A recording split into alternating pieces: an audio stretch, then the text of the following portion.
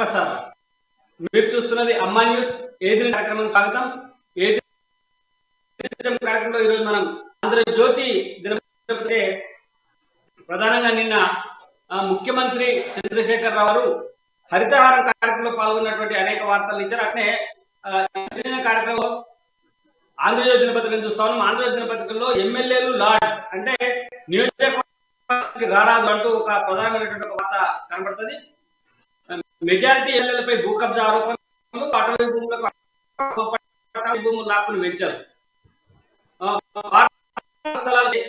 నిర్మాణం, రాజధానిలో చెరువులు, భూములు హాంఫర్ట్ అంటే అన్ని ఎమ్మెల్యేలు చేస్తున్నటువంటి ఒక ప్రధానమైన ముత్తిరెడ్డిపై క్రమం తప్పకుండా ఆరోపణలు. గతంలో జిల్లా కలెక్టర్ మంత్రులు మల్లారెడ్డి, సింగిరెడ్డి, నిరంజన్ రెడ్డి పైన భూ కబ్జా ఆరోపణలు, అయినా స్పందించే ప్రభుత్వం అంటూ ఒక పెద్ద ఇందులో వచ్చింది. నిరవధిక బెల్లంపల్లి ఎమ్మెల్యేపై కేసు పెట్టాలని చెప్పి ఒక వార్త ముత్తిరెడ్డి యాదగిరెడ్డిని ఆయన కూతురే భవానీ రెడ్డి నిలదీసినటువంటి ఒక వార్త జనంలోకి వచ్చారని తిరుగుతున్న అని చెప్పి ఆయన నిలబడిన వార్త కూడా ఒకటి మనకు ప్రధానంగా కనబడుతుంది. అట్నే ఎంపీ ల్యాండ్స్ నిధులను వాడుకున్నా, ఇల్లు కట్టుకున్నాను, కొడుకు పెళ్లి చేశాను, ఇలా ఎవరు చెప్పరు, నేను ఒప్పుకుంటున్నా. ఎంపీ స్వయం బాబురావు సంచలన వ్యాఖ్యలు. మార్పింగ్ వీడియోతో మా పార్టీ నేతలు రమేష్ రావు, పాయల శంకర్ బురద జల్లేందుకు ప్రయత్నిస్తున్నట్టు బాబురావు చేసినటువంటి ఒక ప్రకటన కనబడుతుంది. ఇక విశాఖలో వ్యాపారం చేయను అంటూ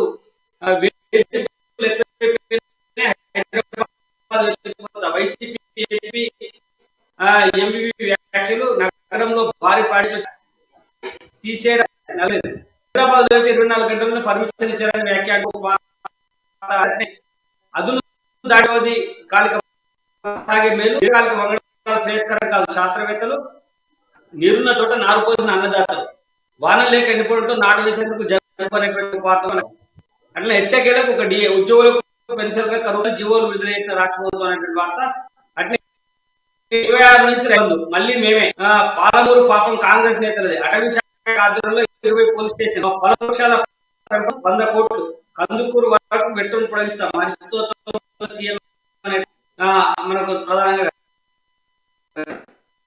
దూపి కౌలుతో తల్లి ఆత్మహత్య వేదికల కారణం సికింద్రాబాద్ బన్సీలాల్ పెట్టిన ఘటన అని చెప్పి ఒక వార్త.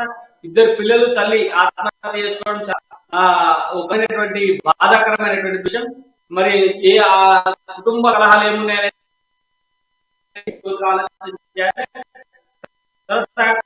చేతబడితో వృద్ధులు ఘటన అనేటువంటి వార్త కూడా మనకు. ఎండవేడి పట్టణ నేను ఉదయం 7:30 గంటల నుంచి సాయంత్రం దాకా నిర్వహణ. విద్యా దినోత్సవాల పేరిట కార్యక్రమాలు. జిల్లా విద్యాధికారులకు ఆదేశాలు జారీ. ఆందోళన విద్యార్థుల తల్లిదండ్రులు. రోజులో రాష్ట్ర వడదెబ్బతో ముగ్గురు మృతి అనేటువంటి వార్తలు ప్రధానంగా మనకు ఆంధ్రజ్యోతి దినపత్రికలో కనబడతాయి. ఇక్కడ మనం ఒకసారి చూసినట్టయితే దినపత్రికలో వార్త ఇక ప్రభుత్వ రైస్ మిల్లులు అంటే ప్రభుత్వమే ప్రయత్నం చేస్తా ఉంది. అందుకోసం పౌర సరఫరా సంస్థ ఆధ్వర్యంలో ఏర్పాటు, వరి ధాన్యం నుంచి పలు ఉత్పత్తులు మార్కెటింగ్ ఇస్తున్నారు. కార్యక్రమం త్వరలో ప్రాజెక్టులు పూర్తిగా ఎంత ఖర్చు పడతారు. వర్షాభావ పరిస్థితుల నేపథ్యంలో ముందస్తు చర్య, రిజర్వాయర్లను నిలిపి ఉంచాలంటూ కాళేశ్వరం ద్వారా అవసరాన్ని బట్టి జలాశయాలకు ఎత్తిపోతా. ఉన్నత స్థాయి మహేశ్వరం ఒక హామీ కూడా మనకి కనబడుతుంది. 22 నుంచి ఇంటింటి భాజపా పార్టీ రాష్ట్రీయుడు బండి సంజయ్ వెళ్ళినటువంటి భారతీయ జనతా పార్టీ నాయకులు కొందరు కాంగ్రెస్ లో మంత్రాలు ఒక వారిలో ఇద్దరు ఎమ్మెల్సీలు మాజీ మంత్రి ఎంపీ అంటూ ఒక వార్త రాసింది. మరి బీజేపీలో ఎమ్మెల్సీలు అయితే ఎవరు లేకపోవచ్చు, మాజీ ఎమ్మెల్సీలు కావచ్చు. భరోసా ఇస్తే వస్తామని షరతులు అంటూ కూడా ఒక వార్త పడుతుంది. తర్వాత నైరుతిలో కదలిక 22 నాటికి రాష్ట్రంలో ఉంది. తర్వాత ప్రభుత్వ ఉద్యోగులకు 2.73% డిఏ పెంపు అనే వార్త విడుదలైంది. ఎప్పుడు మార్చి 1 అమలు కాలేదు. జిల్లాలో పూర్తి కాని సరుకుల సరఫరా టెండర్లు అనే వార్త కూడా ఒకటి వచ్చింది. భారత అమెరికా రక్షణ మోదీ భేటీలో కీలక అంశం ఇదే. తయారీ అభివృద్ధిలో భాగస్వామ్యంపై నేడు బయలుదేరనున్న ప్రధాని రేపటి నుంచి ప్రబల భారతీయుల ర్యాలీలు అంటూ కూడా ఒక ప్రధానమైనటువంటి వార్త మనకు సాక్షి దినపత్రిక చూద్దాం. దినపత్రికలో మళ్ళీ వచ్చేది మేమే, బీఆర్ఎస్ గెలుపుపై అనుమానం అవసరం. పాలమూరు రంగారెడ్డి ప్రాజెక్టును త్వరలో పూర్తి చేస్తాం.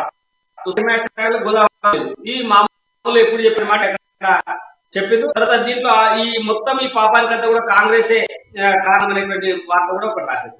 తర్వాత వలస నేతలు ఒక్కపోతున్నారు అని చెప్పి త్వరలో ఈటల రాజగోపాల్ సారథ్యంలో కీలక బీఆర్ఎస్ పై తాజా వైఖరి నేతల అనుమానాలు. వీరి సేవలు సరిగా వినియోగించుకోకపోవడంపై అనుచరులు కేసీఆర్ పై పోరాడే పార్టీలకు వెళ్లాలని క్యాడర్ నుంచి వచ్చింది. గత కొన్ని రోజులుగా కోమటిరెడ్డి ఈటల వరుస భేటీలు, బీఆర్ఎస్ వ్యతిరేకలందరితో రాజగోపాల్ సమాలోచన, కీలక భేటీలు వ్యక్తమయ్యే అభిప్రాయం మేరకు రాజకీయ కార్యాచరణ అనేది కూడా వార్త కనబడతా ఉంది. ప్రభుత్వ ఉద్యోగులకు దశాబ్ది కానుక, డిఏ 2.73% పెంపు అనేటువంటి వార్త. వర్షాభావం ఎదురైన నీళ్లు ఇద్దాం, రైతు సరఫరా కోసం ముందస్తు చర్యలు అంటూ ముఖ్యమంత్రి గారు చేసినట్టు ఒకటి మనకు కనబడుతుంది. అక్టోబర్ లో అసెంబ్లీ షెడ్యూల్, అసెంబ్లీ ఎన్నికల రెవెన్యూ శాఖ సమాయత్తం అవుతుంది. ఈ ఏడాది 5 నుంచి 15 తేదీ మధ్యలో ఎన్నికల షెడ్యూల్ వెలువడే అవకాశం ఉందని, అందుకు తగినట్టుగా కార్యాచరణ మొదలైన రెవెన్యూ వర్గాలు వెల్లడించాయి. అసెంబ్లీ నియోజకవర్గాల వారికి అధికారులు క్షేత్రస్థాయిలో ఎంతమంది ఎస్సీ హాస్టల్లో డిగ్రీ విద్యార్థిని ఆత్మహత్య, ఫ్యాన్ ఊరేసుకున్న రక్షిత ఆర్మూరులోని కళాశాలలో పోతున్న విద్యార్థి మరో 2 రోజుల్లో డిగ్రీ పూర్తవుతున్నారు. ఎందుకు ఇట్లా పిల్లలు సరిపోతుండో అర్థమై చాలా దగ్గర విద్యార్థులు ఆత్మహత్య చేసుకున్న సంగతి మనకు కలిసి వేస్తా ఉంది. రైలుపై ఏర్పడిన బ్రాకెట్ ఇన్సిడెంట్, పెద్ద శబ్దం, భోగిలపై వ్యాపించిన మంటలు, మధ్య సమీపంలో నిలిచిన శాతవాహన ఎక్స్ప్రెస్. బంగాళాఖాతంలో కలిసేది బీఆర్ఎస్ అంటూ బట్టి విక్రమార్క చేసినటువంటి ఒక ప్రకటన కూడా సాక్షి దినపత్రికలో ప్రధానంగా కనబడుతుంది. ఇక మనం ఒకసారి వెలుగు దినపత్రిక చూద్దాం. వెలుగు దినపత్రికలో రుణమాఫీ కాక బ్యాంకుల నుంచి రైతులకు నోటీసులు, లోన్లు చెల్లించాలంటూ ఇంటి మీదకి వచ్చి ఒత్తిడి, రైతు చనిపోయిన కుటుంబాన్ని వదలని వార్త ఒకటి మనకు కనబడతా ఉంటుంది. లక్ష కష్టాలు, క్యాస్ట్ ఇన్కమ్ సర్టిఫికెట్ల కోసం కాళ్ళగా తిరుగుతున్న బీసీలు అనేటువంటి ఒక వార్త. తర్వాత ఇంటింటికి బీజేపీ 22 నుంచి ఇంటింటికి బీజేపీ కార్యక్రమం 30 లక్షల కుటుంబాలు చేసినటువంటి ప్రకటన కూడా ప్రధానంగా ఇచ్చింది.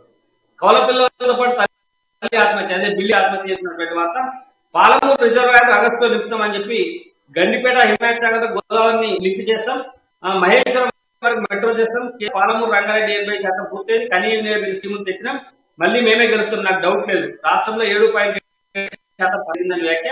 రంగారెడ్డి తుమ్మలూరులో హరితోత్సవం అంటూ ప్రాజెక్టుల నుంచి నీళ్లు వర్షాలు పడితేనే, ఆయకట్టు నుంచి నీటి విడుదల కొద్ది రోజులు విరామం అంటూ వార్త కనబడుతుంది. గోడలకు కదులు పునాదులు అంటూ గృహ ప్రవేశాలకు ముందే కూలిపోయేలా డబుల్ బెడ్రూమ్ ఇల్లు అని ఒక ఫోటో వేసి ఒక వార్త. కామారెడ్డికి సంబంధించి కామారెడ్డి జిల్లా చక్రియాల్లో నాశనకంగా నిర్మాణాలు, గోడలకు ఊడిపోతున్న బేస్మెంట్లు అనేటువంటి వార్త కూడా మనం ప్రధానంగా కనబడుతుంది. ఎక్కువ పాలనలకే ప్లాట్, రాజీవ్ సభలో అధికారుల కొత్త ప్లాన్, లాటరీ తీసి ప్లాట్ కేటాయించే విధానానికి వస్తే వేలంలో ఎక్కువ ధర పెట్టే వాళ్ళకి ప్లాట్ ఇవ్వాలని నిర్ణయం. ఈ నెల 26 నుంచి 900 ప్లాట్లు వేలం అంటూ కూడా ఒక వార్త మనకు కనబడతా ఉంటుంది. ఉద్యోగులు డిఏ 2.73% పెంపు వార్త వచ్చింది, వెలుగులో వచ్చింది. ఇకపోతే మనం ప్రధానమైనటువంటి దినపత్రిక మన నమస్తే దినపత్రిక, నమస్తే తెలంగాణ దినపత్రికలో ప్రభుత్వానికి సంబంధించిన వార్తలు మాత్రమే వస్తాయి. ఇలా ప్రజలకు సంబంధించిన కష్టాలు ఏ మాత్రం ఎప్పుడు రావు. మొత్తం ప్రభుత్వ వార్తలు అంతా చూద్దాం. ఇలా ప్రమాణంగా ఇచ్చిన తెలంగాణ, రైతులు ఆత్మహత్యలు చేసుకుంటుంటే పట్టాలి కానీ రైతు రాజ్యాంగం తెలంగాణ అనేటువంటి వార్త. పాలమూరు నీళ్లు పాలించి తీరుతాం, 10 సంవత్సరాలు అయిపోయినాయి, ఇంకా ఎప్పుడు పాలిస్తారో ఒకటి. రైతు వద్దకే రైస్ మిల్లు అంటూ ప్రతి జిల్లాలో ఫుడ్ ప్రాసెసింగ్ యూనిట్, ఆహార ఉత్పత్తులుగా రైతు పంటలు.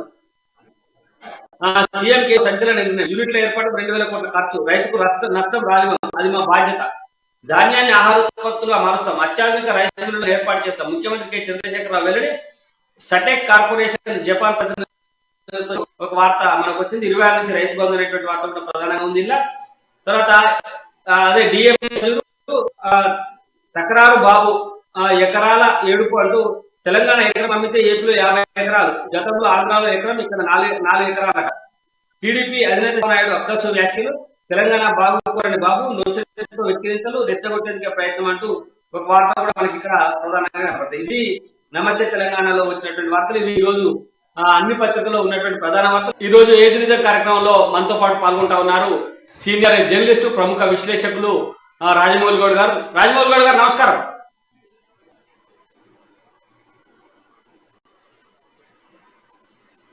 అదే ఇప్పుడు మనము ఈ దశాబ్ది ఉత్సవాల్లో భాగంగా ప్రభుత్వం నిన్న హరితహారానికి కార్యక్రమాన్ని తీసుకుంది. రాజమౌళి గారు నమస్కారం. నిన్న ఈ దశాబ్ది కార్యక్రమంలో భాగంగా ప్రభుత్వం హరితహారం కార్యక్రమాన్ని తీసుకుంది. దేశం మొత్తం మీద, రాష్ట్రం మొత్తం మీద 100 కోట్ల మొక్కలు నాటినామని చెప్పి చెప్పుకుంటా ఉన్నది. 1000 కోట్ల రూపాయలు దానికోసం ఖర్చు చేసింది 9 సంవత్సరాలలో. మరి మనం గమనిస్తే నిన్న మొన్న వార్తలు వచ్చినాయి. మొత్తం భారతదేశంలోనే అత్యధికంగా చెట్లు నరికేసినటువంటి ఈ రాష్ట్రం ఏది అంటే అది తెలంగాణ రాష్ట్రమే. ఎందుకంటే కాళేశ్వరం విషయంలో కావచ్చు, లేకపోతే అనేక రోడ్డు రహదారుల విస్తరణ విషయంలో కావచ్చు, నిన్నటికి మొన్న మన సచివాలయం ఇచ్చినప్పుడు అక్కడ ఉండబడేటువంటి భారీ వృక్షాలను నరికివేత కావచ్చు, ఏదైనా భవనాల నిర్మాణానికి సంబంధించి వృక్షాల నరికివేతలో మన రాష్ట్రం మొదటి స్థానంలో ఉందనేది ఒక వార్త. అది నిన్న మన పత్రికలో. ఈ రోజు హరితహారం పేరుతో ముఖ్యమంత్రి గారు అట్టహాసంగా ఒక కార్యక్రమాన్ని నిర్వహించిండు. బ్రహ్మాండంగా పండ్ల మొక్కలు పెంచడం కోసం 100 కోట్ల రూపాయలు కేటాయిస్తామన్నారు. మరి ఇప్పటిదాకా కేటాయించినటువంటి డబ్బులేంటి, ఏ మేరకు హరితహారం పెరిగింది, ఎంతవరకు ఇది ప్రజలకు ఉపయోగంగా ఉంది, దీనిపైన విశ్లేషించండి. ఇప్పుడు మనం ఒక విషయం, ఈ 9 సంవత్సరాలలో నిజంగా కూడా ఒక శ్వేతపత్రం విడుదల చేయాల్సిన అవసరం వాళ్ళకు ఉన్నది. ప్రతి సంవత్సరం మొక్కల పేరు చెప్పుకొని కోట్ల రూపాయలు దండుకున్నది కేసీఆర్ ఫ్యామిలీ. మరి ఆ మొక్కలు ఇన్ని సంవత్సరాల నుంచి పెడుతున్న మొక్కలు ఈ 9 సంవత్సరాలలో ఎంత పెరగాలి, ఎంత అడవి కావాలి. సో దాని మీద లెక్క లేదు, పత్రం లేదు. మరి నిజంగా కూడా చిత్తశుద్ధి ఉంటాయి ప్రతిపక్షాలు కూడా ఇట్లాంటి సున్నితమైన విషయాలని ఎందుకు దాని మీద వాళ్ళు మాట్లాడలేకపోతున్నారు. రెండో విషయం, పర్యావరణం దెబ్బతిన్నది. దానికి ప్రత్యక్ష సాక్ష్యం ఇవాళ 20 తారీఖు జూన్. జనరల్ గా ఫస్ట్ వీక్ లోనే వర్షాలు వస్తాయి. ఈ వర్షాలు రాకపోవడానికి ప్రధాన కారణం ఏంటంటే పర్యావరణం దెబ్బతినడమే. ఆ పర్యావరణం ఎస్పెషల్ గా చెట్లు లేక తెలంగాణ అల్లాడిపోతుంది.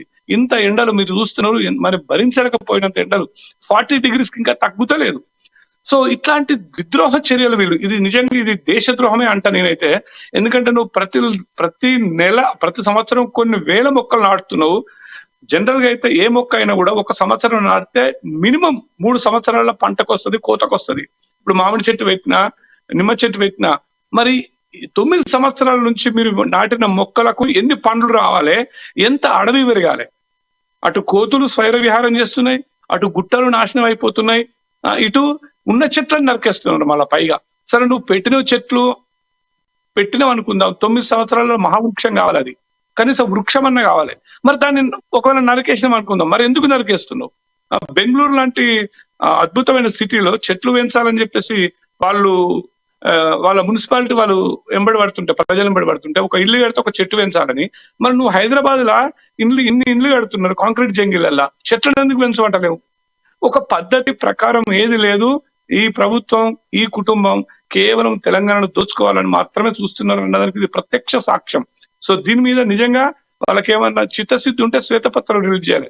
ఇగో మేము ఈ సంవత్సరం 2014 to 15 ఇన్ని మొక్కలు నాటినాం. రాజమౌళి గారు, ఏదైనా ఒక మంచి కార్యక్రమాన్ని స్వాగతించాలి, లేదా మంచి కార్యక్రమం జరుగుతుంటే అందులో ఏ మేరకు అందులో లోటుపాట్లు ఉన్నాయో ఎత్తి చూపాల్సిన అవసరం ప్రతిపక్షాలకు కూడా ఉంటది. కానీ ఇప్పుడు 9 సంవత్సరాలుగా 1000 కోట్ల రూపాయలు ఖర్చు పెట్టి హరితహార కార్యక్రమాన్ని చేస్తా ఉన్నారు. సరే, హరితహార కార్యక్రమానికి సంబంధించి గతంలో మనం చూసిన కోతులు వనములకు పోవాలి అని చెప్పి పాటలు కూడా రాయించారు. పెద్ద పెద్ద ఎత్తున పాటలతో ప్రచారం చేశారు. ఇక ఊళ్ళలో కోతులే రావు, మొత్తం వనంలోనే ఉంటాయని చెప్పారు. విచిత్రం తిరిగి చూస్తే దాని తర్వాత లెక్క చూస్తే ఏంటంటే సమాజంలో మానవులకు అవసరం లేనటువంటి, సమాజం మానవులకు ఆరోగ్యపరంగా ఇబ్బంది కలిపేటువంటి కొన్ని వృక్షాలని ఇలా పెంచినట్టుగా శాస్త్రవేత్తలు చెప్తా ఉన్నారు. అంటే ఆ మొక్క పేరు నాకు సడన్ గా గుర్తొస్తలేదు. దాని వల్ల ఆస్తమా జబ్బులు వస్తా ఉన్నాయి, ఇది పెరగడం వలన ఇబ్బందులు వస్తున్నాయి అని చెప్పి ఇప్పటికే ప్రభుత్వం డబ్బులు ఖర్చు పెట్టి ఆ మొక్కలు విపరీతంగా అన్ని గ్రామాలలో రహదారుల పక్కన విపరీతంగా పెంచేసింది.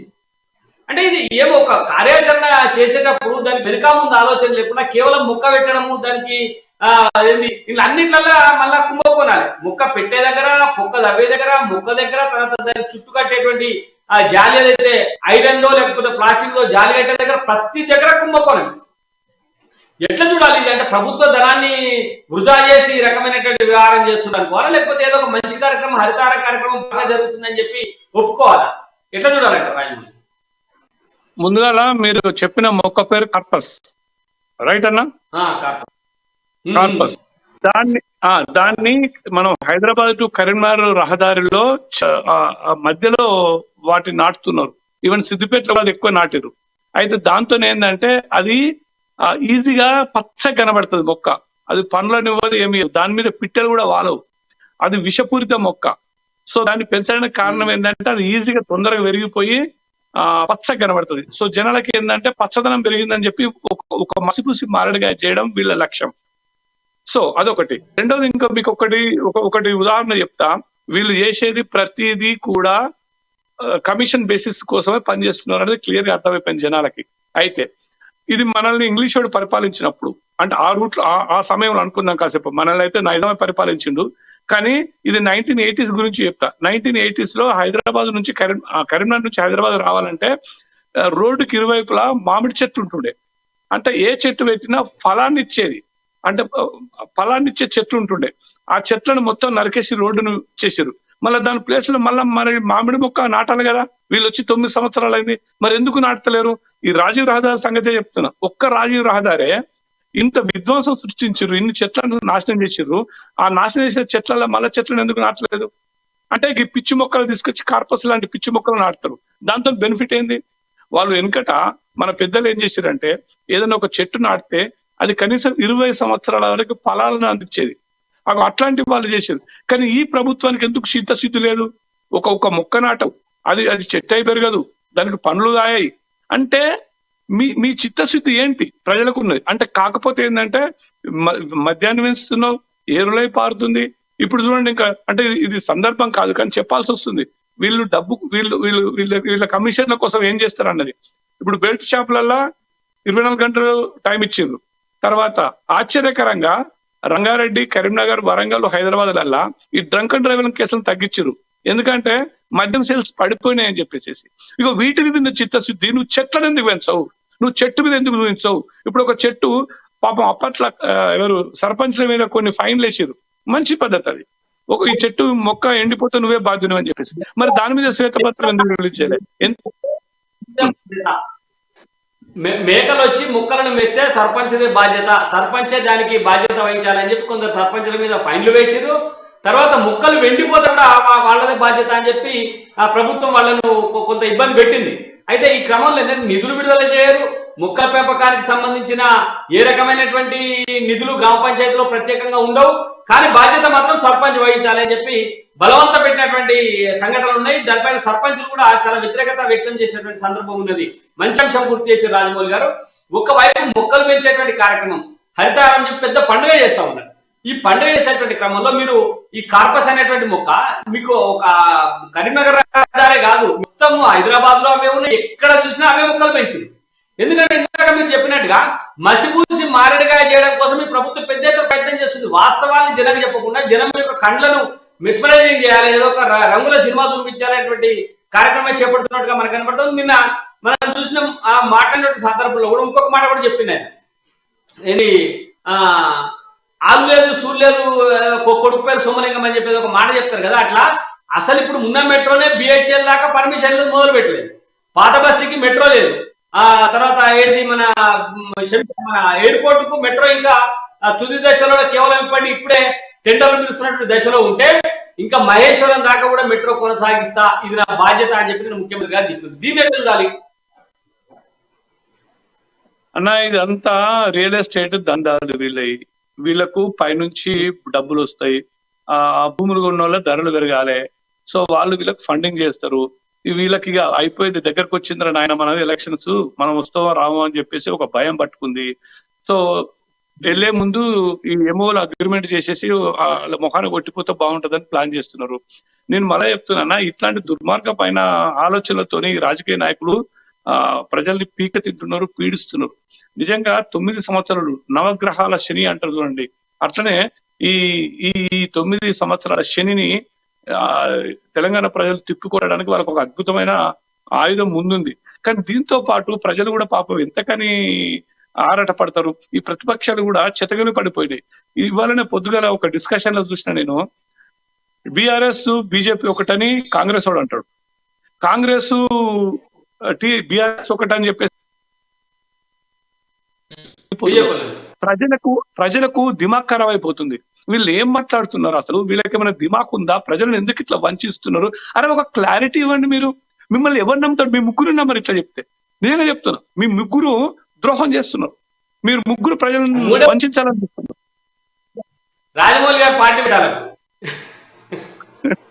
సరే అన్న, మనం అన్న మీరు మనం పార్టీ పెట్టాలనుకుంటే గీళ్ళనే పడి చూస్తుంటే అంత ప్రజలలో నిజంగా అంత చిత్తశుద్ధున్నోడు వాళ్ళని రాణిస్తలేరు కదా. నీతి నిజాయితీ ఎక్కడ రాణిస్తారు? పాపం కోదండరాం సార్ ఉన్నారు, ఆయన పెట్టిండు, ఆయనను కుక్కలు చింపిన ఇస్తారు చేసినట్టు చేసి పడేసారు. సరే అఫ్ కోర్స్ ఆయనది కూడా కొంత తప్పు ఉంది, అది లేదని అంటలేము. ఆయనది కూడా కొంత తప్పు ఉంది, ఆయన ఇంకా తెలుసుకుంటలేడు, అది వేరే విషయం. ఆయన విజ్ఞత వదిలేద్దాం. అంటే ఆయన ఈ కుళ్ళు రాజకీయాలలో ఇమ్మడలేకపోయింది అన్నది వేరే విషయం. కానీ వీళ్ళు మాత్రం నిజంగా ఇందాక తెచ్చినటువంటి అంశం ఒకటి ప్రధానమైన డిస్కషన్, ఇది మెట్రోను మహేశ్వరం దాకా పొడిగిస్తాం అనేది ఒకటి. దీనికి 111 జీవోకి ఏమైనా లింక్ ఉందా? 111 జీవో ఎత్తివేయడం, ఆడ భూములన్నీ ఇప్పుడు అదే మన రియల్ ఎస్టేట్ వ్యాపారానికి అనువుగా మారిపోవడం, ఆ నుంచే మెట్రో పోతుందా ప్రకటించడం, ఇవన్నీ చూస్తుంటే కొంత గందరగోళం మీద కనబడుతున్నట్టుగా అనిపిస్తుంది కదా రాజమౌళి గారు. అదే అదే ప్రసాద్ అన్న, ఇప్పుడు మీరు అన్నది కరెక్టే. నేను మనది గాడి తప్పింది అంటే మన డిస్కషన్ కొంచెం పక్కకు పోయింది. ఇప్పుడు కరెక్ట్ పాయింట్ ఏంటంటే, మహేశ్వరం దాకా పెంచడం లోపల ఆంతర్యం ఏంటంటే, మీరు అన్నట్టు 111 జీవో మీద ఒక ఎఫెక్ట్ పడుతుంది. రెండవది, బీఆర్ఎస్ మహేశ్వరంలో రేపు గెలవబోవడం లేదు, ఓడిపోబోతుంది, ఆయన రిపోర్ట్ ఉంది అక్కడ. రెండవది, ఇక్కడ దేవేందర్ గౌడ్ కొడుకు కొంత పుంజుకున్నాడు, బీజేపీకి కొంత పుంజుకునే అవకాశం కనిపిస్తున్నది అన్నది ఒక సిగ్నల్స్ ఆయనకు వచ్చినాయి. అందుకోసమే ఈ మెట్రో అనే ఒక ఎరను పడేసేసి అటు 111 జీవోలకి ప్లస్ ఇవన్నీ క్యాల్కులేషన్స్ ఇట్లాంటి నీచపు నికృష్టపు ఆలోచనలు వాళ్ళకే వస్తాయి. అంటే అల్టిమేట్ గా దాంతో ప్రజలకు ఒరిగేదే లేదు. అసలు మహేశ్వరం దాకా మెట్రోలో తిరిగేటోడు ఎవరు లేలేడు. మహేశ్వరం దాకా మెట్రోలు ఎవరు పోవాలి? సాఫ్ట్వేర్ వాళ్ళకి అది బాగుంటది. నీకు అటు మహేశ్వరం దిక్కు ఎవరుంటాడు సాఫ్ట్వేర్? అవుటర్ రింగ్ రోడ్ ఎక్కిపోతారు కావాలంటే. అవుటర్ రింగ్ రోడ్ ఎక్కితే వాళ్ళకి 5 నిమిషాలు వస్తుంది. అప్పుడు మెట్రో ఎవడు అడుగుతాడు నీకు? అది అవసరమే లేదు. ఇప్పుడు ప్రజలకు అవసరం లేదు. కానీ మీరు గమనిస్తే బిహెచ్ఎల్ దాకా చేస్తా అని చెప్పి ప్రకటన చేయలేనా, బిహెచ్ఎల్ దాకా కావాలి అన్నాడు, బిహెచ్ఎల్ కు చేస్తా అని చెప్పి ప్రకటన చేయాలంటే విపరీతమైనటువంటి రద్దీ బిహెచ్ఎల్ టు ఎల్బీ నగర్ ఉంటుంది. మొత్తం విపరీతంగా, అంటే రద్దీ ఎప్పుడు చూసినా విపరీతంగా రద్దీ. ఉదయం నుంచి రాత్రి అర్ధరాత్రి 12 గంటల దాకా విపరీతంగా రద్దీ ఉండేది ఎల్బీ నగర్ టు బిహెచ్ఎల్. కానీ బిహెచ్ఎల్ దాకా మెట్రో పొడిగించాలని చెప్పి అందరూ అడుగుతున్నారు. అది నిజంగా కూడా సమంజసమైన అంశం. ఎందుకంటే బిహెచ్ఎల్ నుంచి ఎల్బీ నగర్ దాకా మెట్రో ఎక్కితే డైరెక్ట్ గా వచ్చేసే అవకాశం ఉంది. కానీ దాన్ని పక్కపెట్టి మహేశ్వరం అనేటువంటి అంశాన్ని ముందుకు, అంటే ఈ 111 జీవోలో ఎత్తేసిన తర్వాత అక్కడ భూముల అమ్మకాలు విపరీతంగా పెరుగుతూ ఉన్నాయి. 3 లక్షలకు 2 లక్షలకు 5 లక్షలకు గతంలో కొనుగోలు చేసినటువంటి భూములకి ఒక్కసారి కోట్ల రూపాయలు వచ్చేటువంటి అవకాశం ఉంది. ఇదంతా కూడా తన అనుయాయులు, తన బినామీలు చేస్తున్నటువంటి వ్యాపారంగా కొన్ని ఆరోపణలు వస్తా ఉన్నాయి. ఎట్లా చూడాలి రాజమౌళి గారి? అదే అన్న, మనం చెప్పుకున్నాం కదా, ఇది రియల్ ఎస్టేట్ దందా కోసం చేస్తున్నది. మీరు అన్నట్టు బిహెచ్ఎల్ ఎల్బీ నగరే చాలా క్రౌడ్ గా ఉంటది. మంచి అంటే మిడిల్ క్లాస్ ఎంప్లాయీస్ అంతా దాంట్లో ప్రయాణం చేస్తారు. అది కావాలి. ఎల్బీ నగరే కాదు, దాన్ని ఇంకా వనస్థలిపురం దాకా కూడా పొడిగిస్తే కూడా ఇంకా చాలా మంచిది. అవి వీళ్ళకు వద్దు. అంటే ప్రజల సౌకర్యాలు వీళ్ళు చేయరు. ఎందుకంటే ప్రజలు వీళ్ళకు డబ్బులు ఇయ్యరు కదా. అక్కడ ఇవి దొరకాయి, లంచాలు దొరికాయి. వీళ్ళకి దొరికేది ఏంది? వీళ్ళకి రియల్ ఎస్టేట్ బడాబాబులు వీళ్ళకి కమిషన్స్ ఇస్తే దాన్ని వీళ్ళు ప్రోత్సహిస్తారు తప్ప వీళ్ళకు చిత్తశుద్ధి లేదు. నేను మళ్ళా అదే చెప్తున్నా, ఈ ప్రతిపక్షాలకు కూడా చిత్తశుద్ధి లేదు. అరే కాంట్రవర్షియల్ సబ్జెక్టులు తీసుకొని, ప్రజలకు సంబంధించిన సబ్జెక్టు తీసుకొని మాట్లాడాలి కానీ పనికిరాని అన్ని చిల్లర మాటలు, చిల్లర అభియోగాలు చేస్తే లాభం ఏంది ప్రసాద్ అన్న? సో ప్రతిపక్షాలు కూడా దీన్ని అడ్వాంటేజ్ తీసుకోవడంలో విఫలమవుతున్నాయి. సో నిజంగా తెలంగాణ ప్రజలు మీరు మంచి తీసుకొచ్చిండ్రు రాజమౌళి గారు.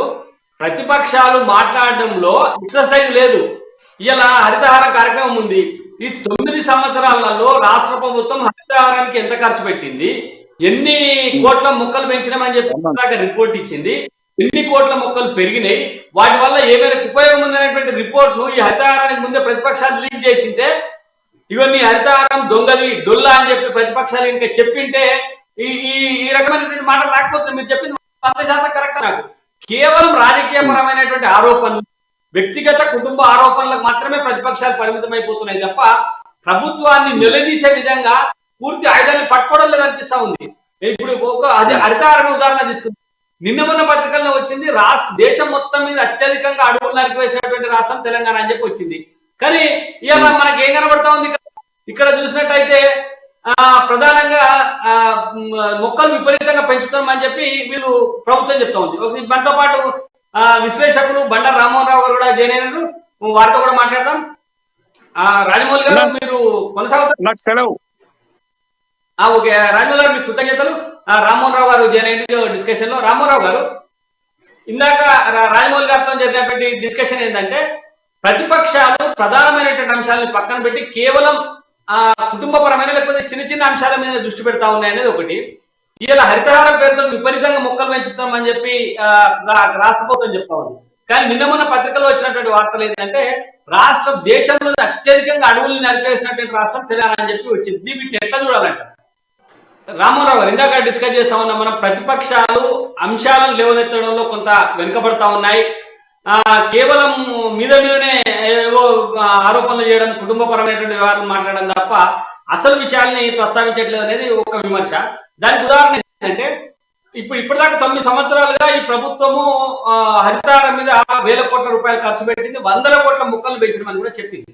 కానీ మరి ప్రతిపక్షాలు ఆరోపణ చేసే ముందు ఈ 9 సంవత్సరాలలో ప్రభుత్వం చెప్పినటువంటి విధానాలు ఏంటి, ఎన్ని కోట్ల మొక్కలు పెంచారు, ఎక్కడెక్కడ పెంచారు అనేటువంటి విషయాన్ని పెట్టి మీరు మళ్ళీ అబద్ధాలు చెప్తున్నారు అని చెప్తే బాగుంటది. కానీ కేవలం కుటుంబం అవినీతి, అవినీతి ఉంది, తినడానికే పరిమితం చేస్తున్నటువంటి మాటలు మీది విమర్శలకే పరిమితం అవుతున్నట్టుగా అనిపిస్తా ఉంది.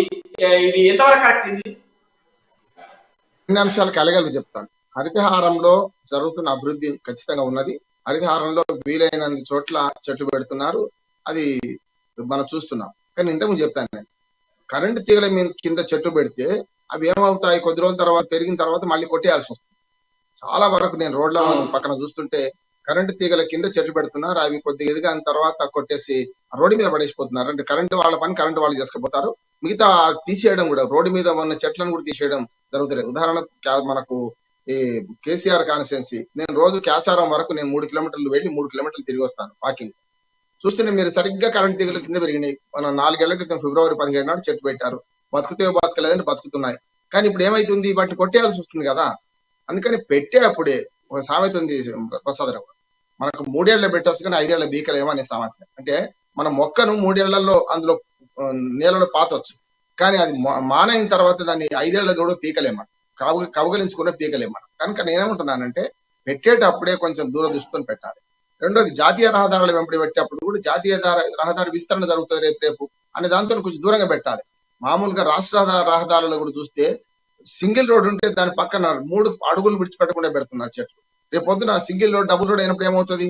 అందుకని చూడండి, మీరు గతంలో మనం పాత రహదారుల వెంబడి వండి, గతంలో మనకు సింగిల్ రోడ్ ఉన్నప్పుడే డబుల్ రోడ్ విస్తరణ జరిగిన తర్వాత కూడా ఉండేలాగా మీకు మంచి పల వృక్షాలు పెట్టారు, లేకపోతే నీడనిచ్చే చెట్లు పెట్టారు. చాలా రావి చెట్లు కానీ, వేప చెట్లు కానీ, లేకపోతే మామిడి చెట్లు కానీ పెట్టేవాడు. మీరు ఒక ఉదాహరణ చెప్తాను. జనగామ నుంచి సూర్యాపేట వరకు అన్ని మామిడి చెట్లు, రావి చెట్లు, మిగతా ఉండేవి, మనకు వేప చెట్లు ఉండేవి. రోడ్డు విస్తరణ తర్వాత కూడా 2 డబుల్ రోడ్ అయిన తర్వాత కూడా అక్కడి నుంచి 3-4 ఫీట్ల దూరంగా ఉండేవి. అందుకని నేను ఏమంటున్నాను, దీర్ఘ దృష్టితో చేస్తే, గతంలో నైజాం ప్రభుత్వంలో ఆ దీర్ఘకాలిక దృష్టి ఉంది కనుక రోడ్ల వెంబడి చెట్టు పెట్టినప్పుడు అంత దూరం ఆలోచించారు, పెద్ద చెట్లు పెట్టారు. ఒక రకంగా చెప్పానంటే, ఆ రోడ్ వెంబడి పోతుంటే ఒక ఆర్చి లాగా ఇట్లా మనకు కనపడేది, ఆర్చి లాగా కనపడేది. అంటే ఆ నీడ పూర్తిగా రోడ్డు మీద ఉండేది. ఇప్పుడు ఏమవుతుందంటే, మీరు జాతీయ రహదారుల విస్తరణ చూస్తే మీకు జాతీయ రహదారులో నీడనే ఉండలేదు. దాంతో ప్రతిపక్షాలకు కష్టం వచ్చింది. ప్రతిపక్షాలకు ఏంటి, ప్రజా సంఘాలకు కూడా మనకు రోడ్డు రాస్తారోక చేయాలంటే మనకు జాతీయ రహదారుల దగ్గరికి ఎవరు పోతలేరు. ఎందుకంటే టెంట్లు వేసుకొని కూర్చోవాలి, చెట్లు లేవు కదా అక్కడ. గతంలో ఒక చిన్న రోడ్ బ్లాక్ చేయాలంటే 10 మంది కూర్చుంటే బ్లాక్ అయ్యేది. ఇవాళ జాతీయ రహదారులు అన్ని కూడా ఎడారులుగా మారిపోయినాయి. నాకైతే జాతీయ రహదారులు చూస్తుంటే మనకు ఇజ్రాయెల్ లో ఉన్నామా అనిపిస్తుంటది ఒక్కోసారి. ఇటుపక్క అటుపక్క చెట్లు ఉంటే కూడా మధ్యన ఏదో చిన్న డివైడర్ పెట్టి చెట్లు పెడితే కూడా అవి పొదల్లాగా ఉంటాయి తప్ప చెట్లలాగా ఉండవు.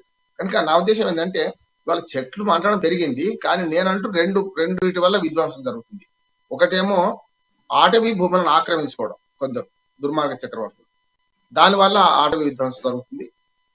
ఆ అడవుల్లో ఉన్న గిరిజనులు ఎప్పుడు అడవికి నష్టం కలిగించరు, అడవిని కన్నెత్తి అలాగే భావిస్తారు. వాళ్ళ అటవీ ఉత్పత్తులను అడవిని నమ్ముకొని వాళ్ళు ఉంటారు. కానీ అడవిలో దుర్మార్గం ఎవరు చేస్తారంటే మైదాన ప్రాంతాల నుంచి వెళ్ళిన వాళ్ళు చేస్తారు. దానివల్ల చెట్లు నరకడం జరుగుతుంది.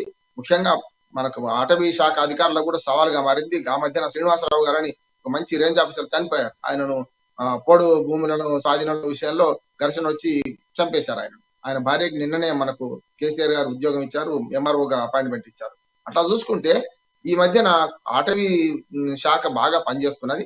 ఖచ్చితంగా కొంత చెట్ల పెంపకంలో కూడా వాళ్ళ మీద టార్గెట్స్ పెట్టారు.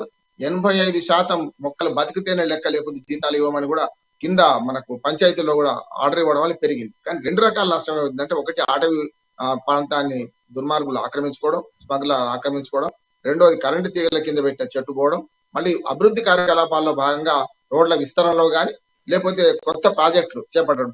666 ప్రాజెక్టు ఉందనుకోండి, చాలా చెట్లు పోతాయి, పోవను కాదు. వాటిని మరి రిప్లేస్మెంట్ చేయడానికి కూడా పద్ధతులు ఉన్నాయి. కానీ అంత పెద్ద చెట్లను తీసుకెళ్లి రిప్లేస్మెంట్ చేయాలంటే నేను ప్రాక్టికల్ గా చెప్తున్నాను ప్రసాద్ గారు, ఒక చెట్టు పోతే 1000 చెట్లు పెట్టవచ్చు, 1,00,000 చెట్లు పెట్టవచ్చు. కానీ ఒక చెట్టును తీసుకుపోయి రిప్లేస్మెంట్ చేయాలంటే అంతకంటే ఖర్చు ఎక్కువ. కనుక మనం 2 ఉంటాయి, చెట్టు నరకడం సహజం ఉంటది, చెట్లు పెంచడం సహజం ఉంటది. దీనిలో నిష్పత్తి ఏది ఉంది అనేది లెక్కలు తేల్చాలంటున్నాను. ఇప్పుడు మనం పత్రికల వార్తను బట్టి చెప్పలేం, కానీ లెక్కలు తేల్చాలి. అటవీ విస్తరణ పెరిగిందా అంటే పెరిగింది, నరకడం కూడా జరుగుతుంది, 2 జరుగుతున్నాయి అని అంటున్నాను. ఈ మధ్య నాకు కొంచెం అటవీ విస్తరణ పెరగడానికి కూడా మరొక కారణం ఉంది. గతంలో మన ఊళ్ళ పక్కన ఉన్న చెలకలలో, చేన్లలో మనం మొక్కజొన్న పంట వేస్తే, ఆ మొక్కజొన్న పంట పూర్తి కాకముందే చుట్టుపక్కల పేద వర్గాలన్నీ కూడా ఆ ముళ్ళ కంపని తీసుకెళ్లి పొయ్యిలో పెట్టుకునేవాడు. అంటే పంట పూర్తి కాకముందే అట్లా ఉండేది గతంలో. ఇప్పుడు అట్లా కాదు, మీరు చెట్లు నరికేసి కింద పడేస్తే కూడా ఎవరు తీసుకుపోయే వాళ్ళు కూడా లేరు. మీరు ఎలక్ట్రిసిటీ వాళ్ళు ఈ తీగల కింద ఉన్న చెట్లు నరికేసి కింద పడేస్తుంటే కనీసం వాటిని పక్కకు తొలగించేవారు లేరు, తీసుకుపోవడం తర్వాత సంగతి. గతంలో కర్ర దొరికితే వంట చెరుకు వాడుకునేవారు. ఇప్పుడు గ్యాస్ మొత్తం కేంద్ర ప్రభుత్వ విధానాల వల్ల ఇవాళ ప్రతి వారికి గ్యాస్ వచ్చింది, ప్రతి పేద కుటుంబం గ్యాస్ వాడుతుంది. కనుక ఇవాళ పెద్ద సమస్య లేదు. అటవీ విస్తీర్ణం పెరగడానికి ఇదొక కారణం కూడా, గ్యాస్, వంటకు గ్యాస్ వాడడం కూడా ఒక కారణం. ఇవన్నీ కూడా పరిస్థితులు కలిసి వస్తే ఏదైనా చేయొచ్చు మనం. ఒకటి రామారావు గారు, ఇదే అంశంలో ఇంకొక అంశం ఏంటంటే, కొన్ని కాప్టస్ అదే ఒక మొక్క, అది పెంచడం వల్ల మనుషుల ఆరోగ్యం పైన విపరీతమైనటువంటి ప్రభావం చూపుతా ఉంది, ఆస్తమా వస్తుంది, దానివల్ల ఆక్సిజన్ కూడా వెలువడట్లేదు. ఇట్లాంటి ఏదో సైంటిఫిక్ అంశాలు చర్చించకుండానే ఇష్టం వచ్చినట్టుగా విదేశాల నుంచి తెచ్చుకుని మొక్కలను పెంచడం చాలా పర్యావరణానికి తీవ్ర ఇబ్బందులు ఎదురవుతున్నాయని చెప్పి ఈ మధ్య పర్యావరణవేత్తలు చెప్తా ఉన్నారు. మరి మొక్క మీరు ఇందాక చెప్పిండ్రు 3 ఏళ్ల పెట్టిన మొక్క 5 ఏళ్ళకు పీకడం సాధ్యం కాదని. మరి ఈ 1000 కోట్లు ఖర్చు పెట్టి చేస్తున్నప్పుడు చిన్న చిన్న అంశాలని దృష్టిలో పెట్టుకోకపోవడం వల్ల ఉపయోగమైంది ఒకటి. రెండోది, కోతులు వనములకు పోవాలి అని చెప్పి పాటలు రాయించి పెద్ద ఎత్తున ప్రచారం చేసింది. కోతులన్నీ వెళ్ళిపోతే వనాలకి. విచిత్రంగా ఏంటంటే రోడ్ల పక్కన కాదు, వనాలలో కూడా పండ్ల చెట్లు లేవు. ఎక్కడ వనాలలో కూడా పనికొచ్చే చెట్లు పెట్టట్లేదు. ఎందుకని ఈ రకంగా జరుగుతా ఉంది? ఎక్కడ లోపం ఎక్కడ ఉంది? ఆ మొక్క విషయంలో శాస్త్రీయమైన ఆధారాలు ఉన్నాయి, కరెక్టే. ఇవాళ మన గజ్వేల్ నియోజకవర్గంలో కూడా ఆ మొక్కలను మళ్ళీ తీసేస్తున్నారు. పెట్టిండ్రు మళ్ళీ మొత్తం కొట్టేస్తున్నారు. అంటే నిజంగా శాస్త్రీయ అధ్యయనం వల్ల విదేశాల్లో నిషేధించిన మొక్కలను మనం తెచ్చుకోవడం అనేది పూర్తిగా రాజకీయ నాయకత్వానికి అవగాహన ఉండదు ప్రసాద్ గారు. ఎందుకంటే రాజకీయ నాయకత్వానికి ఏ చెట్టు మంచిది, ఏ చెట్టు చెడ్డదని చెప్పలేము. కానీ అటవీ అధికారులు చెప్పాలి కదా, అటవీ అధికారులు ఏం చేయాలి, చెట్టు మంచిది కాదు సార్, బయట దేశాలు నిషేధించు, తెచ్చుకోవద్దని. అంటే అక్కడ దొరికింది తెచ్చుకున్నారు. ఇక కోతులు వనాలకు వెళ్ళాలి అనే దాని మీద నేను పూర్తిగా ఏకీభవిస్తున్నాను. కానీ ఇవాళ అటవీ మన రోడ్ల పక్కనే గతంలో మనకు పళ్ళ మొక్కలు ఉండే. ఉదాహరణకు గజ్వేల్ ప్రజ్ఞాపూర్ మధ్యన గతంలో మేము చిన్నప్పుడు మామిడి పళ్ళు తెంపుకుంటూ, ఆడుకుంటూ, పాడుకుంటూ, తినుకుంటూ పోయేవాళ్ళం స్కూల్కి వెళ్తే, 8వ తరగతి వెళ్తే గజ్వేల్. మరి వాళ్ళ చాలా మీరు భువనగిరి నుంచి మొదలుకుంటే మన గజ్వేల్ వరకు ఉన్న రోడ్డు పక్కన మామిడి చెట్లు ఉండేవి. అంతేందుకు నేను చెప్పిన సూర్యాపేట రహదారి కానీ, జనగామ నుంచి ఇటు పక్కన దుద్దేడ రహదారి కానీ, ఇవన్నీ కూడా మనం చూసుకుంటే చాలా పళ్ళ చెట్లు ఉండేవి రోడ్డు పక్కన. కనీసం అడవుల్లో మీరు అన్నట్టు అడవుడు చెట్లు లేకుండా పళ్ళ చెట్లు. నిజంగా చెప్పానంటే అడవుల్లో పళ్ళ చెట్లను పెంచితే అక్కడికి మేడి పండు కూడా ఉంటే తింటాయి మన కోతులు. కనుక అడవుల్లో ఖచ్చితంగా పళ్ళ చెట్లను పెంచాలి. ఈ నీలగిరి చెట్లు అనేవి చాలా దుర్మార్గమైన భూగర్భ జలాలను పూర్తిగా పీల్చేస్తాయి. నీలగిరి చెట్లు మనకు పేపర్ తయారీ పనికొస్తాయని చెప్పి అటవీ భూములో ముఖ్యంగా మనకు ములుగు అంటే 2 ములుగులు ఉన్నాయి. మనకు వరంగల్ జిల్లా ములుగు అటవీ ప్రాంతం అట్లాగా ఉన్నది, మెదక్ జిల్లా, ఉమ్మడి మెదక్ జిల్లా, సిద్దిపేట జిల్లాలో కూడా మురుగు ప్రాంతం అట్లాగా ఉన్నది. కనుక నీలగిరి చెట్లు పెంచుకుంటూ ఆదాయం కోసం ప్రయత్నం చేస్తున్న ఆటవీ అధికారులు కానీ కోతులు వనాలకు వెళ్ళాలంటే ఖచ్చితంగా మీరన్న సూచన కరెక్ట్. దాన్ని అడవుల్లో ఖచ్చితంగా పళ్ళ చెట్లు పెట్టాలి. రోడ్డు పక్కన కూడా పళ్ళ చెట్లు పెట్టాలి. రోడ్డు పక్కన పళ్ళ చెట్లు పోతే పాఠశాలలు తింటారు కదా. మనం అశోకుడిని ఎందుకు ఆదర్శంగా తీసుకుంటున్నాం? గతంలో ప్రభుత్వం అంటే ప్రజల ధన మాన ప్రాణరక్షణ చేయాల్సిందే. కానీ ఇవాళ అశోకుడు దానికి అదనంగా పనిచేశాడు. సత్రములు కట్టించుండు, చెట్టు నాటించుండు, బావులు తవ్వించుండు, రోడ్లు వేయించుండు అని ఎందుకంటున్నాం? కనుక ఈ ప్రభుత్వాలు, ఆధునిక ప్రభుత్వాలు అశోకుని ఆదర్శంగా తీసుకోవాలని నేను చెప్తున్నాను. చెప్పండి. అంటే రహదారి పక్కన పండ్ల చెట్లు పెట్టడం అనేది కొంత ఇబ్బందికరం అని చెప్పి శాస్త్రీయంగా చెప్తా ఉన్నారు. ఎందుకంటే మళ్ళీ కోతులు వస్తాయి, రోడ్ల మీద విపరీతంగా రద్దీ ఉంటది, అనేక రకాల ఇబ్బందులు ఎదురైతే కాబట్టి రహదారుల పక్కన పెట్టడం అంత శ్రేష్కరం కాదు అనేది ఒక అధ్యయనం ఉంది. సరే, అది ఎప్పుడైనా మీరంటే కనీసం అడవులన్నా పెంచాలి కదా. ఇప్పుడు కోతులు అడవిలో పోవాలంటే అడవిలో పోయి ఏం తిని బతుకుతాయి? ఊరికే చెట్లు ఉంటే ఆకులు తిని బతకలేవు కదా. అడవులలో అయినా వీటి అలనేడు వాళ్ళు కానీ మీరు చెప్పినట్టు ఇతర ఫల వృక్షాలకు సంబంధించిన ఏవైనా పెంచాలా. పెంచకపోతే ఇబ్బంది ఎదురవుతుంది. ఈ కేవలం ప్రచారం కోసమో లేకపోతే పండుగల కోసమో చేసుకునేటువంటి కార్యక్రమంగానే ఈ వన పెంపకాలు అనేటివి మిగిలిపోతాయి కూడా స్పష్టంగా అర్థమవుతుంది. రామ్మోహన్ గారు, మనం ఇంకొక సబ్జెక్ట్ పోదాం. చాలా ఇంపార్టెంట్ అయినటువంటి సబ్జెక్ట్ ఏంటంటే, ప్రభుత్వము నిన్న ముఖ్యమంత్రి గారు ప్రకటించిన, అంటే ఒక అధ్యయనం చేసిన, ఒక అధికారులతో మీటింగ్ పెట్టిండ్రు. ప్రభుత్వ ఆధ్వర్యంలో ఇకపై రైస్ మిల్లు నిర్వహించాలని నడపాలని చెప్పి. సరే, అంటే అన్ని రైస్ మిల్లు అని కాదు, జిల్లాకు ఒకటైనా ఒక ఫుడ్ ప్రాసెసింగ్ యూనిట్ పెట్టాలా, ప్రభుత్వం ఆధ్వర్యంలో నిర్వహించాలని చెప్పి. అసలు ఇది సాధ్యమయ్యే పనినా? మన గతంలో ఉన్న నిజాం షుగర్ ఫ్యాక్టరీ పునరుద్ధరిస్తామని చెప్పి చాలా పెద్దగా మాటలు చెప్పి నిజాం షుగర్ ఫ్యాక్టరీని పూర్తిగా పక్కన పడేసేట్టు మూతపడిపోయింది. దానివల్ల మనకు బోధన్ కానీ, జహీరాబాద్ కానీ ఆ ప్రాంతంలో అంతా చెరుకు పంట పండించేటువంటి రైతులు మొత్తం దాని చెరుకును వదిలేసి మళ్ళీ వరి వైపు లేకపోతే పత్తి వైపు మళ్ళీ పరిస్థితి మనం గమనించింది. ఇలా వరి విపరీతంగా పెరుగుతుంది కాబట్టి ఫుడ్ ప్రాసెసింగ్ సెంటర్లు పెడతాము, రైస్ మిల్లు పెడతామని చెప్పి ప్రభుత్వం ప్రకటించింది. ప్రైవేట్ యాజమాన్యాల కలయిక లేకుండా ఈ పెట్టడం అనేది కరెక్టేనా, సాధ్యమవుతుందా? ప్రభుత్వం చేయాల్సిన పని పాలన మాత్రమే.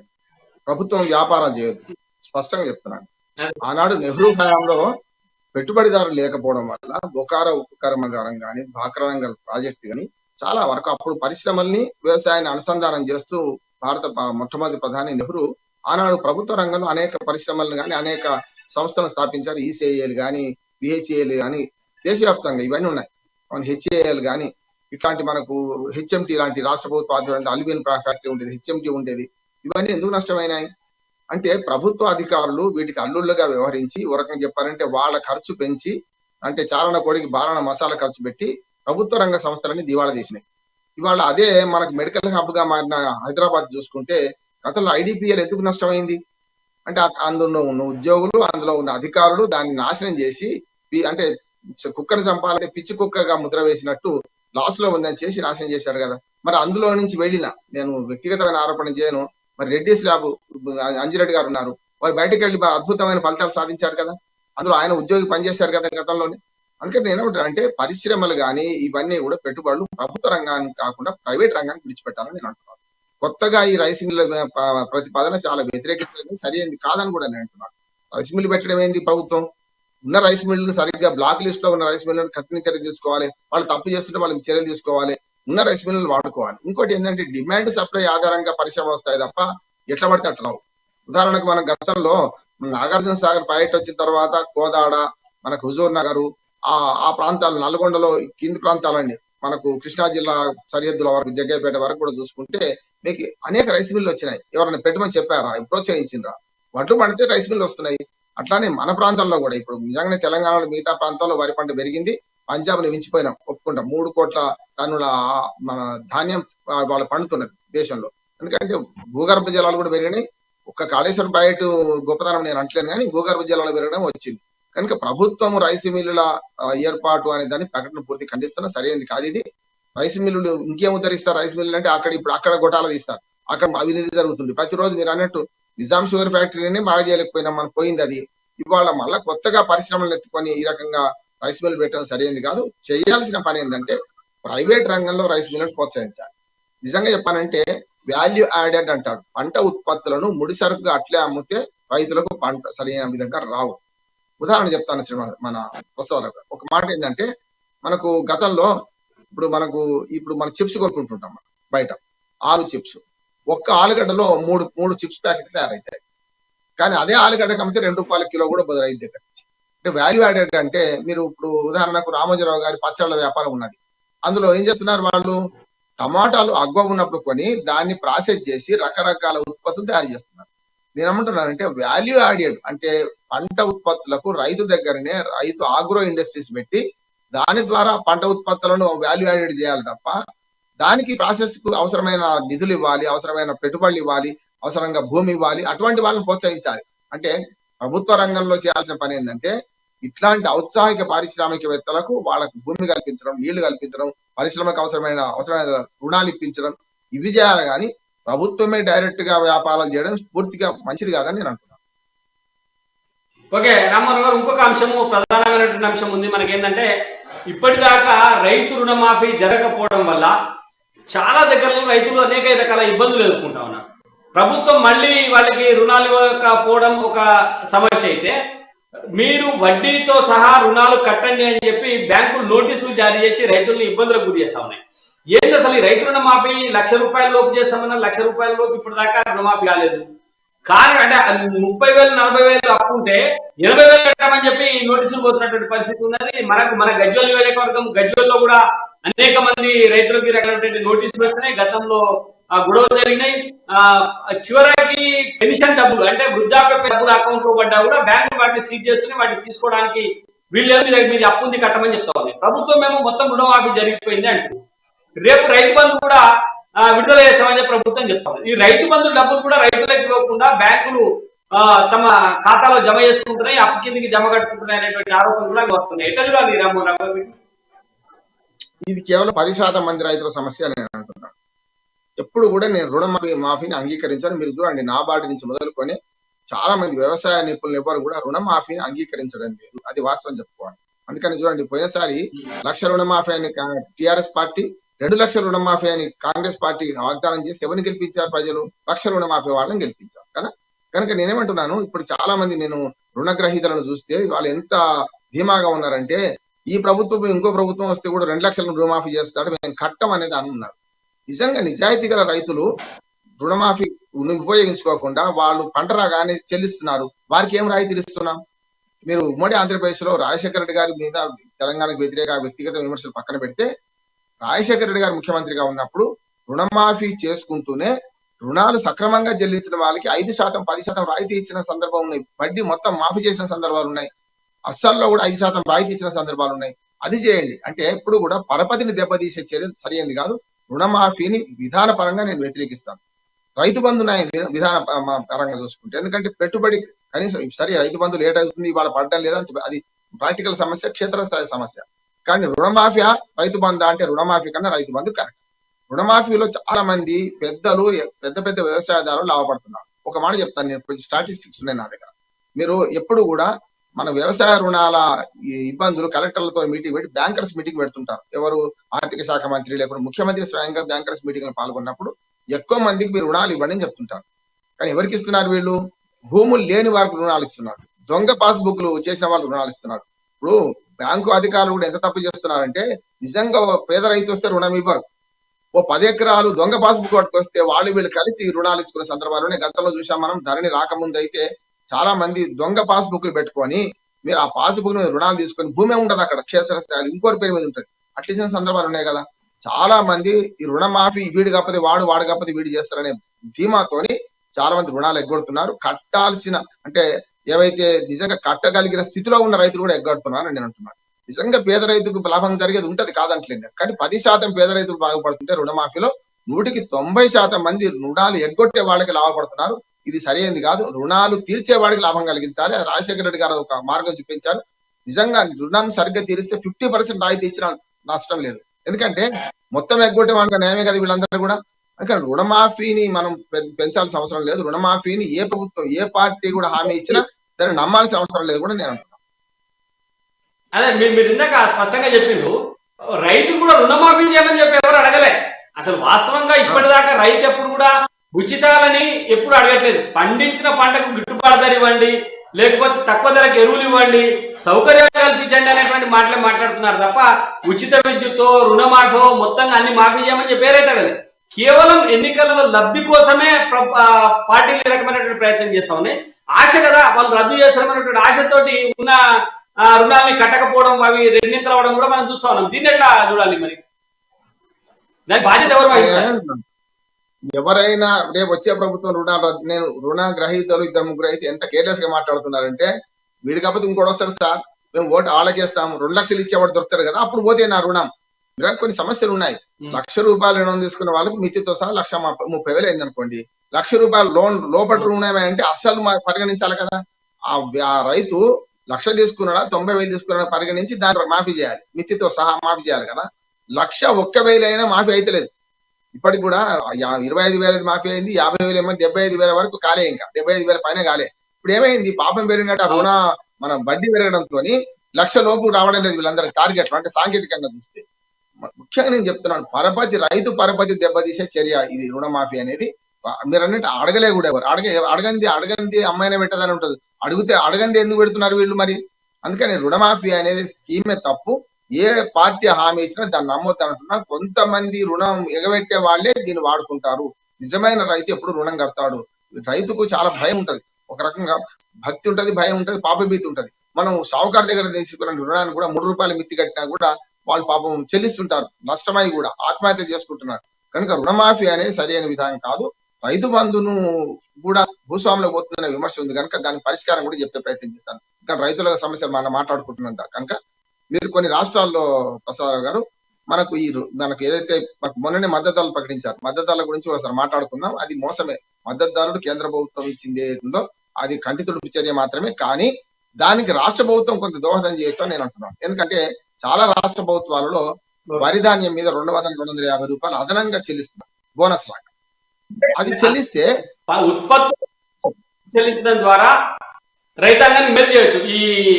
ఏది మాఫీలు వీటికంటే కూడా ఉత్పత్తులకు అదనపు ధరల ద్వారా చెల్లించడం ద్వారానే రైతాంగానికి మేలు జరుగుతుంది అనేటువంటిది స్పష్టంగా రామ్మోహన్ రావు గారు చెప్తా ఉన్నారు.